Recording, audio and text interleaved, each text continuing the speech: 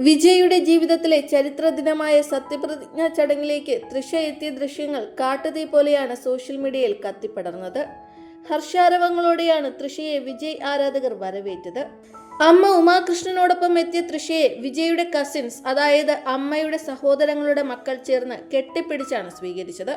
വളരെ സന്തോഷത്തിലാണ് തൃഷ. അതേസമയം ചിലർക്കെല്ലാം ഇക്കാര്യത്തിൽ അതൃപ്തിയുമുണ്ട്. ഇന്ന് ഒപ്പമുണ്ടാകേണ്ടത് ഭാര്യയും മക്കളുമായിരുന്നു. ഭാര്യയുമായി അകന്നെങ്കിലും മക്കളെങ്കിലും വേണ്ടതായിരുന്നു. എന്നാൽ തൃഷയ്ക്കാണ് വിജയ് പരിഗണന കൊടുത്തത്.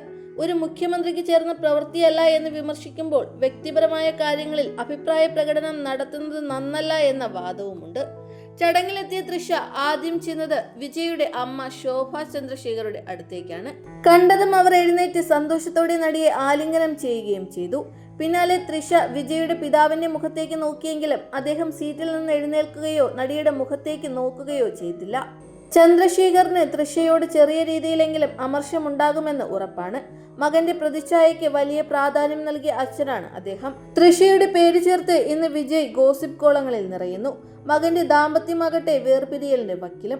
പേരക്കുട്ടികൾ പോലും കുടുംബത്തിൽ നിന്ന് അകന്നു കഴിയുന്നു. ഇതൊക്കെ ചന്ദ്രശേഖറിന് തൃഷയോടുള്ള ദേഷ്യം കൂട്ടുകയേ ഉള്ളൂ.